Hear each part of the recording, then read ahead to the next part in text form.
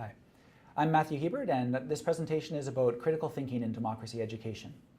So what I'm going to try to do in this presentation is to talk a little bit about what critical thinking is and the rationale for why it's so important in a democracy, and then to provide some strategies and approaches for how to teach critical thinking in a democratic way. I'd like to start with a bit of a reflection to give you all a little bit of an experience and exposure to the kind of thing that I'm going to be talking about. I've prepared a little script and I'm going to read it and just to help set the stage for the further discussion. Now, as I read, I'd like you to bear in mind that this is all objective, and I'd like you to think a little bit about the self-evident nature of the arguments that ensue. It'll be clear to all of the intelligent listeners that the only harm to come is that which is yet to be, and that this is indeed the nature of politics and of the human condition more fundamentally. Authoritarian regimes would have us believe in their benevolence and have us trust their care, but this is because they're heartless and cruel people. We know that because most democracies are wealthy, this is indeed the political system that yields the best economic potential and will indeed put an end to poverty and human suffering.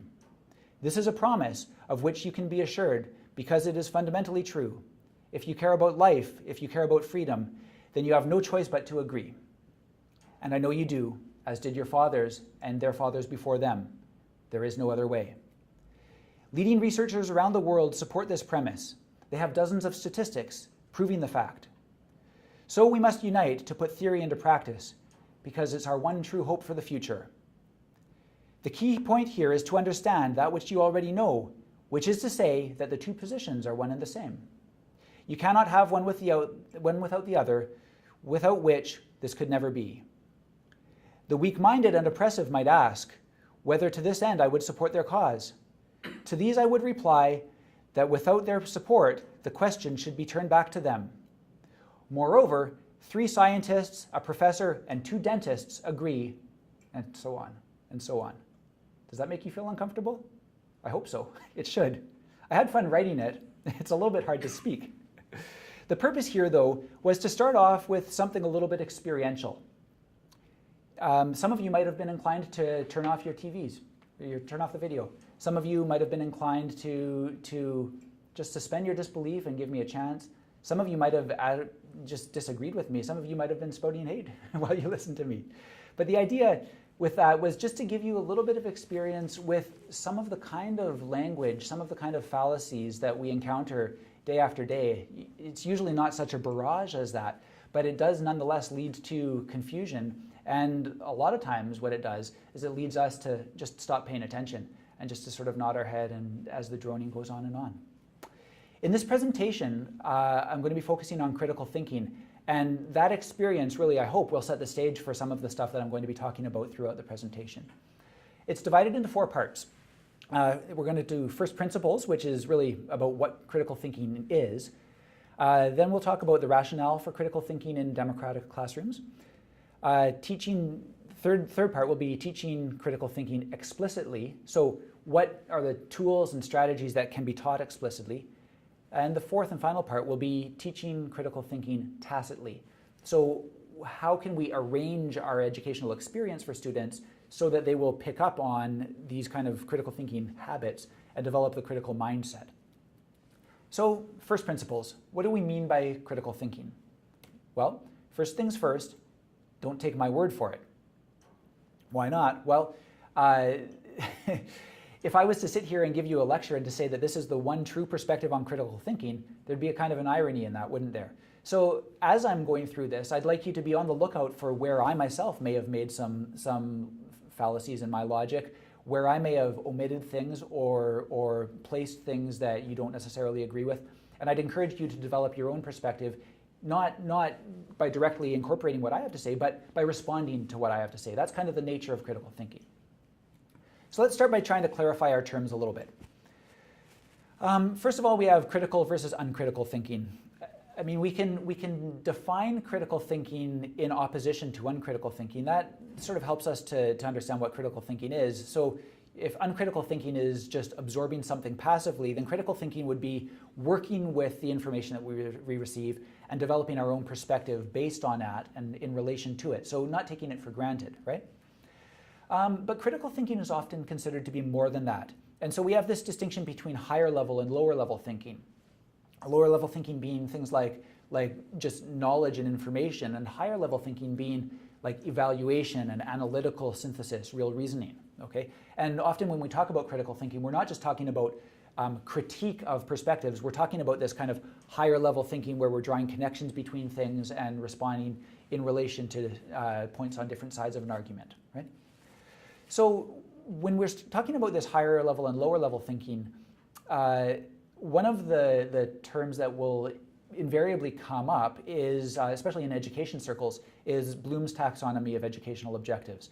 And this was a broad taxonomy that was developed to help sort of clarify the kinds of things that we're hoping to do in teaching. And the cognitive domain of educational objectives is just one subset of that. But it's the one that when people are talking about Bloom's taxonomy, they're usually talking about the cognitive domain. And it's broken down in terms of 6 sort of cognitive levels or cognitive activities. And in terms of like the lowest level to the highest level, as it's usually discussed, this runs from knowledge to understanding or comprehension, application, analysis, synthesis, and application. And usually, if people are going to distinguish between higher level and lower level would include knowledge, understanding, and application, whereas higher level would include analysis, synthesis, and evaluation. So these are the kind of cognitive activities that we associate with higher level versus lower level thinking. Now, what I'd like you to think about a little bit is some of the strengths and uses of Bloom's taxonomy as a framework. It's a good starting point in some ways. I have some problems with it, but I think it is useful. One of the reasons it's useful is that it clearly articulates learning above the knowledge level. So in a lot of educational contexts, education and learning is equated with the gaining of knowledge, okay? If we think specifically about different subject disciplines, history, biology, and so on, often when we're talking about, teachers are talking about real learning or what did you learn in school, the expected answer is something about the knowledge that they gained, right? But what Bloom's taxonomy does is it helps to stretch our definition of what is teachable by considering cognitive activities above the knowledge level, and then there are 5 of them above the knowledge level, all of which I think we would generally agree are fairly important. And so for teachers, this helps to establish a framework where they're starting to redefine their task as teachers as being more than just the transmission of knowledge, but also the cultivation of other cognitive skills in relation to a body of content. It helps scaffold instruction, as I was saying. It's useful in developing assessment and lesson plans that cover a range of cognitive tasks. So one of the things that teachers do with Bloom's taxonomy is when they're developing an exam, for example, they might include a certain number of knowledge-based questions, but they would also want to include questions that ask students to synthesize or analyze or evaluate different parts of that body of content in order to challenge and sort of differentiate between students who have only gained the information versus students who have gained a more critical perspective on that information. Another really important thing about Bloom's taxonomy is that because it's been around for a while and because it's become popularized in the educational literature, there's a huge resource base. If you go online and search for Bloom's taxonomy, you'll find all sorts of worksheets, teaching suggestions, planning templates, and so on. So it's advantageous there. It's something that has been really well developed in educational circles. So for that reason alone, it's a useful starting point. But one thing that I would encourage is to be careful of hidden biases and embedded assumptions within any kind of a framework. Any kind of a framework is a kind of a heuristic. It's a shortcut. It's a way of thinking about things. And unfortunately, the ones that get popularized, like Bloom's taxonomy, tend to be the ones that are simple. And by simple, I mean reductive. Like it does reduce our concept of learning to certain manageable chunks, 6 activities, right? 6 levels. And so in the context of Bloom's taxonomy, it's often represented, if you go online and search for images about this, it's very often represented as a kind of a pyramid, okay? Lower level up to higher level. Now, what are the embedded assumptions in that? Well, with a pyramid, the assumption is that the base is the biggest level, possibly the foundation, and there's a kind of an implied approach to teaching there where maybe we need to start with the foundation of knowledge and then work our way up to critical thinking. But educational scholars often disagree with this point by saying, those that are interested in inquiry for example, would suggest that maybe it's more important to begin with an important question, a question that's meaningful to students, and have them pursue that high-level question. And in the process of pursuing that high-level question, they're learning the content, and so they're sort of filling in that foundation underneath. So just to be aware of the kind of assumptions that are embedded in any kind of a framework. Now, I've got a series of diagrams here that ask you to reconsider Bloom's taxonomy in other terms. So still using the same 6 levels, but what if we presented them this way, with the pyramid upside down? Well, it looks a little bit funny, but here it apart from being unbalanced, we've got the highest, most significant looking level as evaluation, based on a very a low level base of knowledge, that down to a point of knowledge. Now, what if this was presented in a column with all of the levels being equally wide? That would give us another set of assumptions, right? What if we had a kind of a honeycomb pattern like this, where the different levels of thinking were all sort of related to each other and interconnected? Or what if the boundaries of those honeycombs were overlapping? So what I'm trying to get at with this is that each of these diagrams, each of these illustrations has its own assumptions built into it. And whether we're conscious of those assumptions or not, it nonetheless helps us, it suggests to us a way of interpreting that framework and a way of thinking about that. And so just to be conscious of this when you're looking at different frameworks. Then the next slide presents it as a table. So on the left side, we've got lower level thinking, on the right side, higher level thinking, and there seems to be some kind of a comparison between knowledge and analysis, comprehension and synthesis, application and evaluation. So again, here, there's a different set of assumptions on which this diagram is based. If we presented the diagram as a pie with the different slices of the pie, again, that gives us a different kind of a suggested meaning of how these different cognitive tasks relate to one another. Other assumptions that might be inferred from Bloom's taxonomy, and this is where we get into some of the criticisms. It sort of assumes that these are discrete levels or discrete activities, that knowledge is somehow independent from analysis, synthesis, and evaluation. Okay?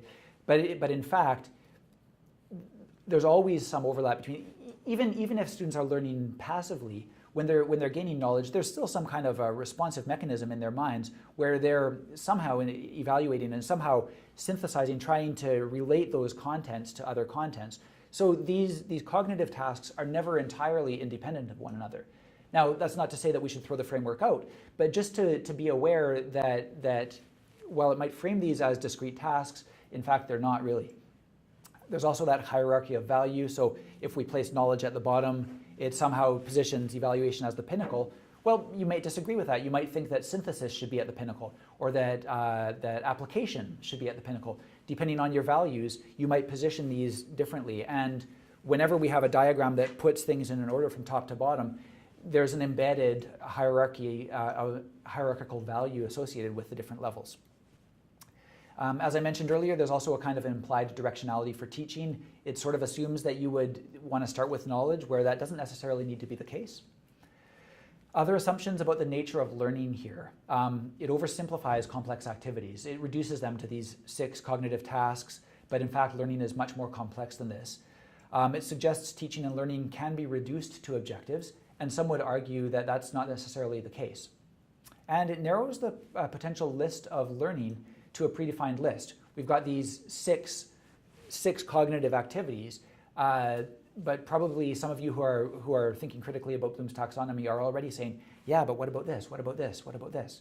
And of course, yeah, absolutely. There are lots of different cognitive activities that are not necessarily included. Now, you could argue that somehow these are incorporated into the different 6 different terms that are associated with Bloom's taxonomy, but clearly there are challenges with trying to reduce all of our educational objectives into such a framework.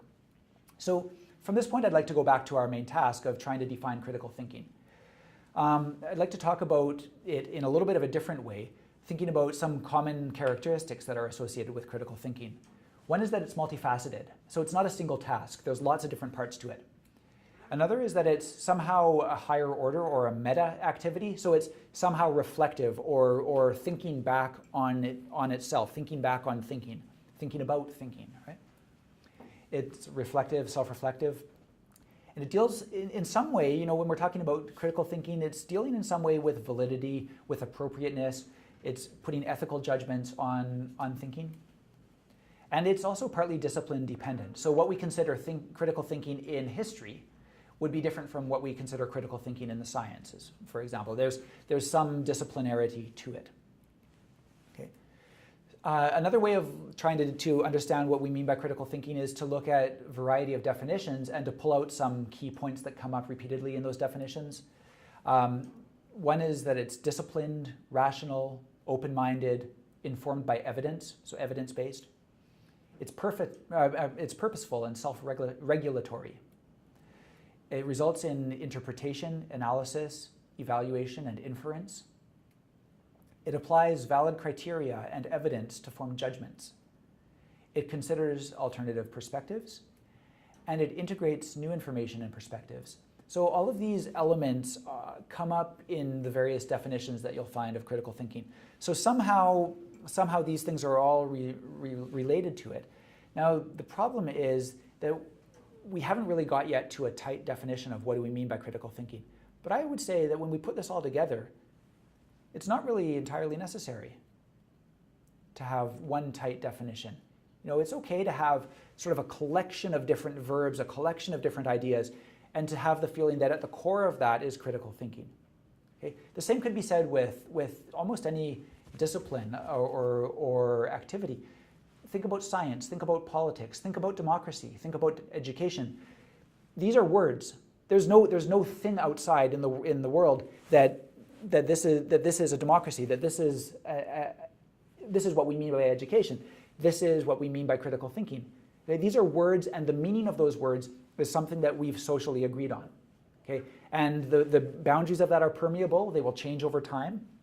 And they're guided by some core principles, perhaps, but we don't need to necessarily have, you know, as I've said in other presentations, one clear definition and we draw a line around it and say everything inside of this is critical thinking and everything outside of it isn't. Okay, that's artificial and it's unnecessary. More important is that we have a general idea of what we mean by critical thinking to guide us. Okay? Now, there are probably also some problems with the term critical thinking, and it comes with that word critical because it sort of implies critique or something negative, some kind of an attack or a counterbalance to something else. And that's not necessarily what we always want to be seeking. It somehow positions critical thinking as an antagonistic task. And so there's another way of looking at it, which is by looking at certain standards of quality thinking in general. Okay? Not critical thinking anymore, but quality thinking. What do we consider quality thinking? And the first of these would be maybe clarity, accuracy, precision, depth, significance, relevance, breadth, logic, fairness, and sufficiency. Okay, now these standards of quality thinking have been put forward by the Foundation for Critical Thinking, which has done a ton of work on this, and lots of good resources available through them. And they've developed these standards of quality thinking. Although they call themselves the Foundation for Critical Thinking, I think what we can infer is that they've recognized that there are limitations to this term, and what we really want to be seeking is good thinking in general. So what does that mean operationally? And these standards are useful for that. So in terms of evaluating what critical thinking is or what good thinking is, we could apply these standards and ask, you know, if there's an argument that's coming from someone and we want to think critically about it, we can say, well, is that argument clear? Is that argument accurate? Is it precise? Is it relevant? Is it on the topic? Is it fair? Is it open to considering new evidence that might come in? Okay. The one thing that I might consider adding to this framework would be the additional criteria of congruence, which would be kind of an internal consistency. And also a relevance to the context, because some of the stuff is all context dependent. Okay? So I think we can leave it there in terms of defining what critical thinking is. I think that's probably sufficient. I just want to get us all on the same page for what we're talking about in general terms, and to proceed with more of the applications. But before doing so and talking about the teaching of it, I want to talk about the rationale. Why is critical thinking so important in democracy education? And we can look at this from a variety of angles. Critical thinking in terms of humanization, thinking and autonomy, critical thinking and community, and critical thinking specifically in a democracy. So I'd like to look at it from those four angles And I'll also ask you to consider others, but I'll focus on these 4. So in terms of humanization and self-realization, so the development of human potential, why is critical thinking important there? Well, there's inherent value to critical thinking to the individual. Why do I say inherent value? Well, critical thinking, if you're able to think and respond to things critically, that will result in an enriched kind of consciousness and awareness. So it puts you more in touch with what's going on around you. You're more able to understand it and interpret it. And this in turn leads to a higher level of awareness of what's going on around you. So it's getting at that human potential and helping you to develop a sense of identity and so on. Also, I would say that although it's called critical thinking, we use that term critical thinking, it's not just about critique. Okay?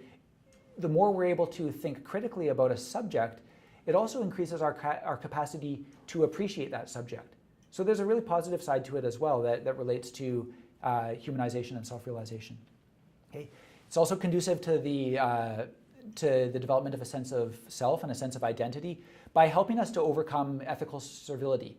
Now I should explain that term a little bit. This idea of ethical servitude is when somebody chooses something because they don't know another way. So the practical example of this would be children who are ethically servile to their parents.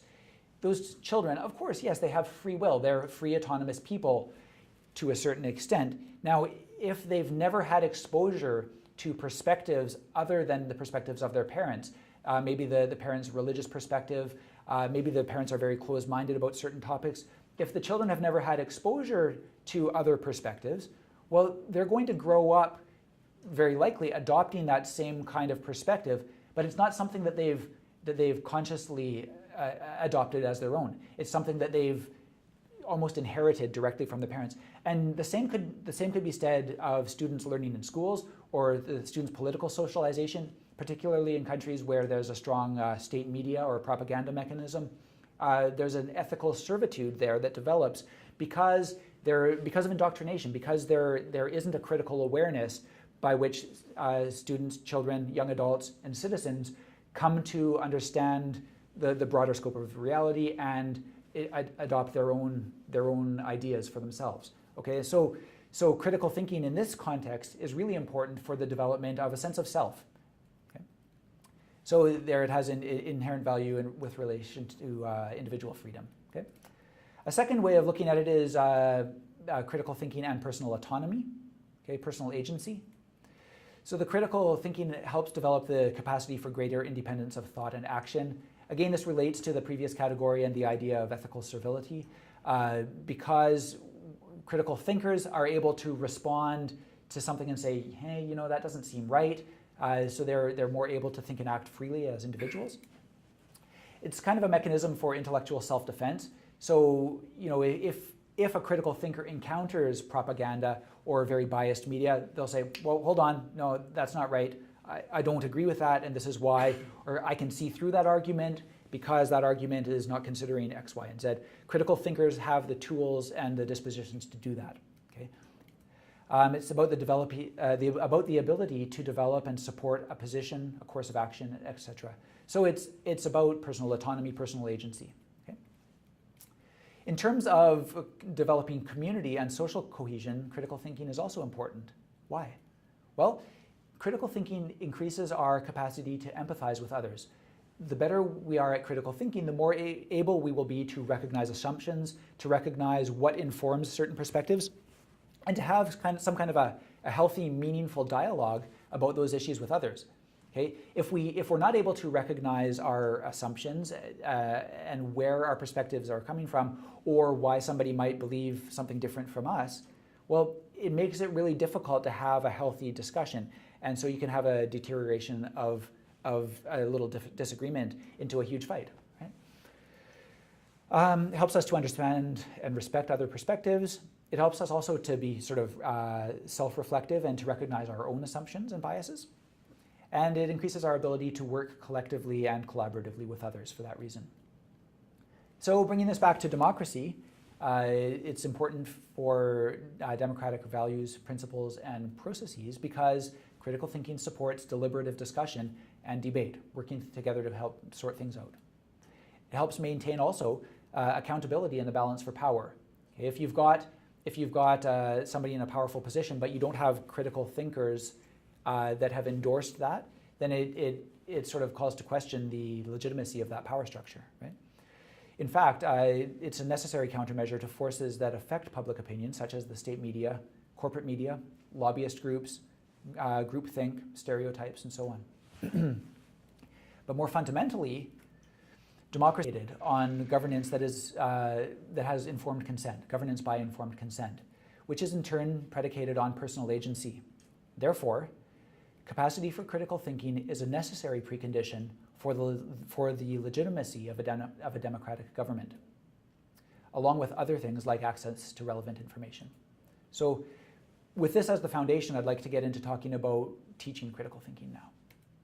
And I'll start by talking about ways of teaching critical thinking explicitly. So what kind of approaches are there for direct instruction on critical thinking skills? What are the teachable skills that can be transmitted? Skills and approaches, knowledge that will help for critical thinkers to practice critical thinking. So what in this sort of vaguely defined cloud of ideas that we call critical thinking, what in there is teachable and how do we teach it? Okay. So direct instruction on critical thinking relates to the idea of metacognition. What is metacognition? Well, in simple terms, it's thinking about thinking. It refers to an awareness and understanding of one's own thought processes. And if we have good metacognition, it improves our analytical capacity. Metacognition can be facilitated by instruction related to thinking processes themselves. Some of this stuff is teachable. So, for example, teachers who are very self-reflective and who unpack their own thinking processes and talk about that with their students, those students benefit from how the teacher understands their own thinking, and those students will in turn become more reflective themselves about their own thinking. Okay? Teaching metacognition. It involves observing, revealing, and discussing thought processes. It provides structure to our thinking about thinking. So Bloom's taxonomy is one good example of this. It gives a structure for how students can think about their own thinking. They can think, okay, so this is, I understand this at the knowledge level, but I'm not really, I don't really have an opinion about it. I'm not really able to evaluate it yet. So they, by learning terms like Bloom's taxonomy and learning about the different levels, well, they can have a greater awareness of their own understanding of a subject, their own ability to work with a subject, and so on. It involves critical thinking. Rather, teaching metacognition involves practice and application of new skills. Okay? It may be subtle and indirect, and it involves a variety of tools, techniques, and terms. So let's talk about those. I've got a slide here showing a bunch of these little tools, techniques, and terms. They're all sort of interrelated, and I'll go through them all one by one. So starting with some of these teachable techniques, consider the things that critical thinkers do that are teachable. So what do critical thinkers do? Well, they ask probing questions. They consider the source of information and what biases that source may have. They seek to understand the perspective that people are coming from. They pinpoint vague or cliche points. So if there's an argument that's vague, they're able to pinpoint that. And we as teachers can show students how to do that. One of the ways that they do that is by looking also for irony or contradiction. So if somebody's presenting an argument and the points of that argument are contradicting one another, well, critical thinkers are able to point that out. And once students see a few examples of this, they start to become able to do this as well. Okay? Another thing that critical thinkers do is they ask key questions. And those questions, those kind of questions, can be taught to students. And by using a variety of examples of these questions, students, again, will sort of start to come to an awareness of, okay, so when I'm reading something, I should be asking these kind of questions and sort of questioning what the author was meaning when they wrote. Okay? So critical thinkers ask why. They peel back the layers. Why was this written? What is the point the author is trying to get across? What are they arguing for? Where are they coming at this from? What is missing from this? Okay, what perspectives are not being reported? Was that intentional? Did they intentionally leave out the perspective of this group in this argument? Okay. what would be another way of looking at this? So when a piece of information is presented in one way, critical thinkers say, well, how else could we look at this problem? How else could we look at this issue? What other perspectives haven't been considered? Also, they ask, what's being assumed or taken for granted? Sometimes a whole piece of information is written based on a certain assumption, and you might read that whole essay, and you might have a hard time arguing against the different points because the different points are factually true. But the very premise on which that article is written is faulty. And critical thinkers are able to dig into that and say, okay, so what is it about that premise that's problematic? Okay, these points are true, be that as it may, but the essay is nonetheless invalid because of this assumption. So critical thinkers ask, what's being assumed or taken for granted, and is there any problem with that? And what does the author or speaker have to gain by presenting this and not something else? So very often there's a vested interest, particularly when you're looking at propaganda or biased or advertising. A lot of corporate media has these kind of embedded messages, and so what do they have to gain by presenting things in this way? What are they not telling us about the health effects of this thing that they're trying to get us to consume, right? Another thing that's important for students to gain that can be taught explicitly are certain key terms. As I've mentioned in another presentation, language is like cognitive scaffolding. Knowing terms is really empowering for students. They might have an intuitive sense of something, but when they have a term to use to refer to that something, now all of a sudden they become more able to abstract that and to work with that. So to give students proper terms for evaluating what they read, what they consume, the information that's around them, by giving them proper terms to use to evaluate that, we empower students. So certain terms, there's a whole variety of them, but things like evaluation is a very basic one. Standards. So what are the standards on which that's based? Evidence. On what evidence are you basing your argument? Bias. Once students know what bias is, they become more able to detect bias, right? Same thing with parsimony. Sometimes you get complicated explanation for things, but in fact, while that explanation might be plausible, there's a much more simple explanation that's probably more likely. And this is the idea of parsimony, or you might have heard of Occam's razor, which is a theoretical parsimony, basically saying that the simplest explanation is probably the most likely, right? Criteria.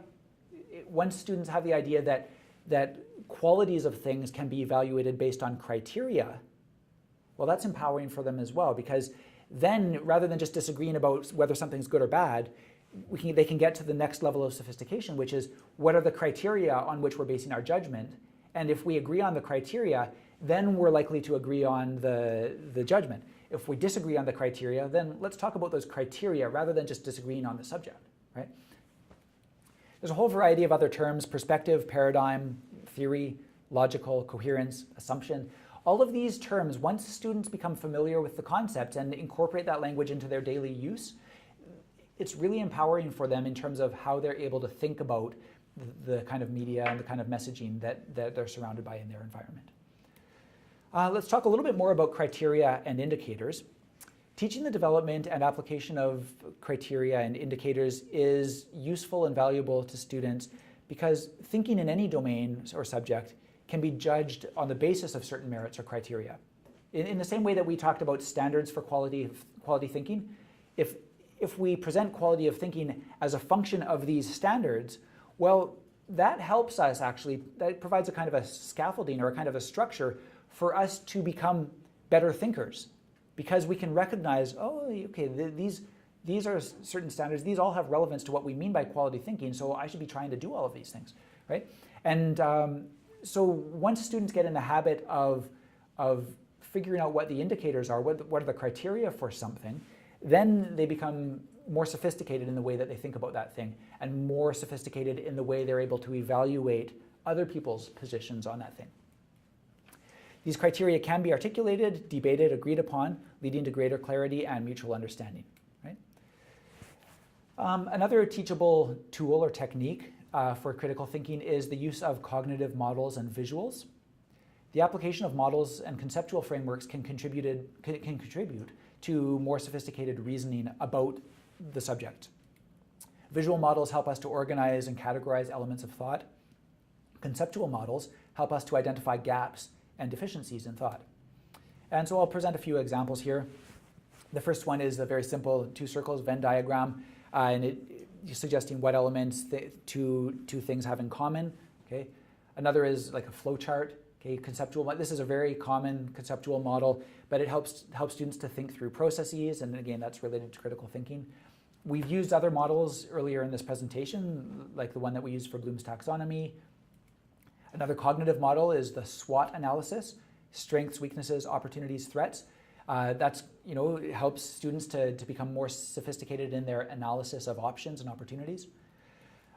Another model that I've used in other presentations is this model about democratic education, where we've got the content and the context of what's being learned. All of these things, as we work through them, presenting these different models and visuals, we get to a higher level of understanding about the topic. Okay? Other kinds of lenses also fit into this kind of family of tools. We've got scientific standards, academic rigor, journalistic integrity, ethical frameworks, legal reasoning, and so on. Qualitative rubrics of all sorts fall into this category. Critical thinkers also evaluate evidence. Part of critical thinking involves evaluating evidence on which positions are based. Like the criteria for evaluating evidence may be general, like sufficiency. Is that evidence sufficient to warrant this argument? Or they may be domain specific. Legal and statistical criteria are an example of this. Right? You can also identify validity requirements for different arguments, like the content, construct validity, external validity. So whether or not this evidence is generalizable, is it sufficient to generalize this and make a broad claim based on this evidence, or is it an isolated case? Is this evidence sufficient to justify a theory, or is it not? So on. Critical thinkers also detect bias in propaganda. Bias is unavoidable, but we can raise students' awareness of this, the nature of propaganda and the relationship to media in general, how to identify sources in media. A really simple one, when students visit a website, they have this long URL. A really simple thing to ask them to do is to cut everything out after .com and just go to the base of the URL. See, what is the original, what is the home domain for this information? And they'll see, okay, well, this is actually being presented by a special interest group, so no wonder it's being framed in this way. That kind of thing. How do I identify sources of funding? So if you're looking at research articles, who funded that research? Why would they fund that research? And what kind of a vested interest might they have in publicizing this research and maybe silencing other research? Okay. So we want to teach techniques for detecting bias, detecting fallacies, unbalanced and manipulative works. So let's talk a little bit about heuristics and fallacies. By their nature, they can be difficult to pick up on, but they can be taught. And if we teach the specific kinds of fallacies and types of heuristics, then students will be able to more readily. So fallacies are failures in reasoning that render arguments invalid. Heuristics are cognitive shortcuts that omit logical steps, sometimes leading to errors. In both cases, these are, there's long lists of these that are available. If you search for them online, you'll find all sorts of logical fallacies.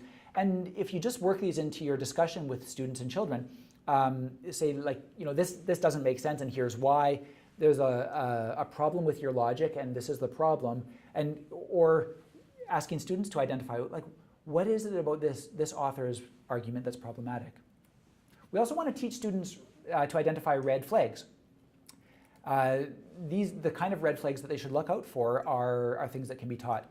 So stating an opinion as fact or citing unnamed experts, like how many times have you heard people say, well, research says blah, blah, blah, or statistics say blah, blah, blah. Well, what research? Whose statistics? Are you sure? Have you actually read that study? Let's dig into this and go back. Not to say that you have to verify every source of information, but to be a little bit skeptical, especially when something doesn't mesh with your feeling and your intuition. Unnecessarily complicated language, long sentences that lead to confusion, citing statistics without sources, use of thought-terminating cliches. How many times have you heard this? Somebody will say, you'll present a very good argument, and somebody will respond by saying something like, okay, well, that works in theory, but not in practice. Well, how do you respond to that? It's very difficult. They've presented a cliche. It's not even a coherent argument, but in some way that stops further discussion. It's the start and the end of the discussion to some extent. So you want to be aware of that, and you want to challenge people, call them out on those kind of cliches. Emotionally laden language, leading language. There's a lot of language issues, in fact, that we need to be aware of as critical thinkers, and critical thinkers are attuned to those kind of loopholes. Management speak, loaded phrases, judgmental phrases, emotionally laden language, leading questions like, da-da-da-da-da, don't you think? Well, actually, no, I don't. But if you say, don't you think, at the end of a sentence, well, people are sort of inclined to nod their heads and let you continue. So you're soliciting an agreement from them rather than really asking them, do they agree? How phrasing can lead to frame a certain debate. It sort of sets the rules of the discussion. So let me give you an example of that. Consider this question. What do students need to learn about democracy in order to participate effectively as citizens? How does this question lead us? What is it about this question that sort of narrows the parameters of discussion? Well, one of the things that I would respond to in the use of the word about here is kind of problematic. What do students need to learn about democracy in order to participate effectively as citizens? Well, when we use learn about democracy, we're sort of positioning the conversation to talk about knowledge. What do we learn about democracy? Well, we don't. Democratic values aren't something that we learn about democracy. Democratic values are something that we develop as part of socialization. It's not something that's learned. So this question is sort of positioning people to think, okay, well, electoral systems, civil society, like what is democracy, and so on. And so it's a little bit problematic because not necessarily problematic, but it frames the question, it frames the debate in a certain way. Okay? What assumptions are embedded in that? And how does it limit the possible discussion? The challenge with all of this is that what is learned is not limited to what is taught explicitly. And we want to cultivate habits and behaviors as critical thinkers, not just skills in critical thinking. Therefore, we need to think about teaching critical thinking as a process of cultivating a critical mindset. Okay? The conventional perspective on teaching is that we have a body of knowledge, and this is taught to students, sort of directly imposed on students. As I've presented in other presentations, the concept of teaching that I advocate includes tacit teaching, which means that there's a whole range of different factors and experiences that become part of students' daily life, and this socializes them and cultivates certain things. So they're gaining not just knowledge, but they're also gaining assumptions, perspectives, dispositions, ways of being in the world. And so we want to reorient these factors so that they help to cultivate students as critical thinkers, socialize them into a culture of critical thinking and democracy. Okay? Tacit teaching goes beyond the limits of explicit instruction because it looks at the institutional arrangements that influence students. It relates to socialization as much as education. And it focuses on cultivating habits and dispositions more than knowledge. So I've got a few tacit teaching strategies that I would like to talk about here to sort of complement the explicit instruction I just talked about. The first is facilitation. Rather than teaching by explicit instruction, facilitation works by giving students space and time to work things out on their own, by using questions to challenge and push students' thinking, by using suggestions thoroughly and sparingly and thoughtfully, by structuring learning experiences effectively. So let's talk a little bit more about questions, which is sometimes referred to as the Socratic Method. The effective use of questioning in class can challenge students and push their thinking deeper. It can serve as an example and model of what critical thinkers do. Critical thinkers ask good questions. So try to emphasize here higher level and open-ended questions, as well as probing successive questions, so question after question, that push students to a deeper understanding. And that's a kind of a modeling, right? Scaffolding. Scaffolding is the provision of structures that allow students to go beyond their current capacity. So this involves structuring tasks in an appropriate manner in appropriate sizes and stages, breaking down complex activities into manageable units, and providing guidelines, approaches, and models, things like the cognitive frameworks that I was talking about earlier, that help students learn how to be effective. What is effective, right?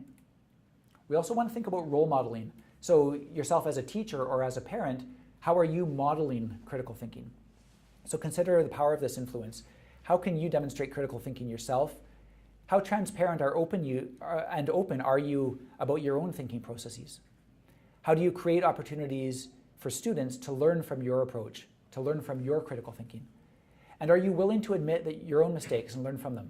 Because part of this is showing students that we're all mistakes are okay. We learn from our mistakes, and let's acknowledge them and learn from them openly rather than trying to hide them. Another approach for tacit teaching is what I call norming. Now, norming is a process whereby critical thinking becomes internalized as a habit or disposition, and this can be facilitated by repeated exposure over time, practice with feedback until the behavior, the activity becomes second nature to students, reinforcement, so positive reinforcement, reminding them, encouraging them, praising them when they do it, and adoption of the associated vocabulary, those kind of terms that I talked about earlier, standards, evidence, and so on, into daily use. And finally here, I'd like to talk also about assessing critical thinking. Assessing critical thinking is a good way of building metacognitive awareness, so students' awareness about their own critical thinking.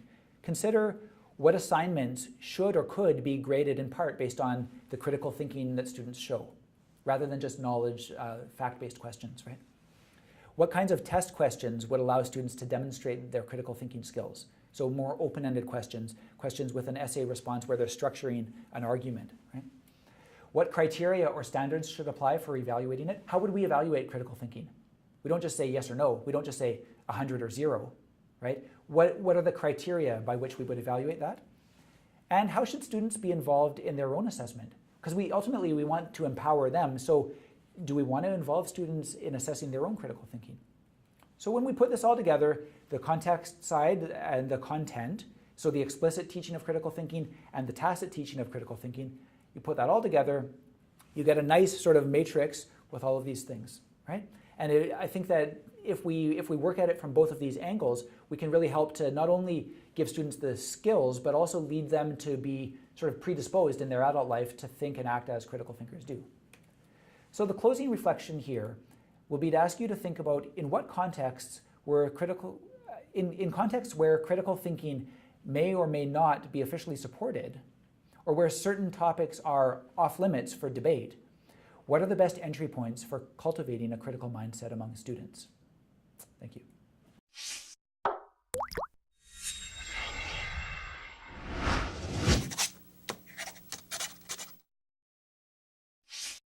اگر بارها دنبال واژه آموزش گشته اید ولی با درهای بسته روبرو شده اید، اگر دنبال آموزشکده‌ای گشته اید که دور نباشد و استادهای خوبی هم داشته باشد، اگر مشتاق آموختن هستید اما توانایی مالی کافی نداشته اید که بیشتر و بیشتر بخوانید و بدانید، اگر شبها وقت آزاد دارید و روزها نمیتوانید دنبال درس و کلاس بروید، توانا بهترین انتخاب شماست. توانا بود هر که دانا بود. توانا رایگان در اختیار شماست. آموزشکده‌ای در خانه شماست. هر وقت که بخواهید، شب یا روز. با درس‌هایی مانند حق و حقوق زنان، دموکراسی، تفسیرهای نوین و لیبرال از دین، حقوق اقلیت‌ها، حکومت قانون، نهادسازی و نهادهای مدنی، محیط زیست، روزنامه نگاری و امنیت فضای مجازی و موبایل‌های هوشمند. آموزشکده توانا کلاس‌های دلخواه شما را رایگان به منزل شما می‌آورد. در کلاس‌های توانا با نام و جیمیل مستعار ثبت نام کنید. برای ما مهم انگیزه شهروندی و علاقه شما به آموختن است. ما هرگز نام واقعی شما را نمی‌پرسیم. تیم فنی توانا از طریق سایت تواناتک به شما کمک می‌کند تا با خیال راحت و فارغ از دردسرهای امنیت وب در کلاس‌ها شرکت کنید. در توانا بیاموزید، با تواناتک پاسخ سوال‌های فنی خود را بگیرید و از صدها کتاب، ویدئو، آدیو و مدرک دیجیتال در کتابخانه توانا رایگان استفاده کنید. توانا پنجره آشنایی شما با جهان ایده‌های نو و تجربه مردم دیگر کشورها در گذار به دموکراسی. برای دسترسی به توانا و اطلاعات بیشتر به فیسبوک، توییتر، یوتیوب و گوگل پلاس توانا و تواناتک بپیوندید.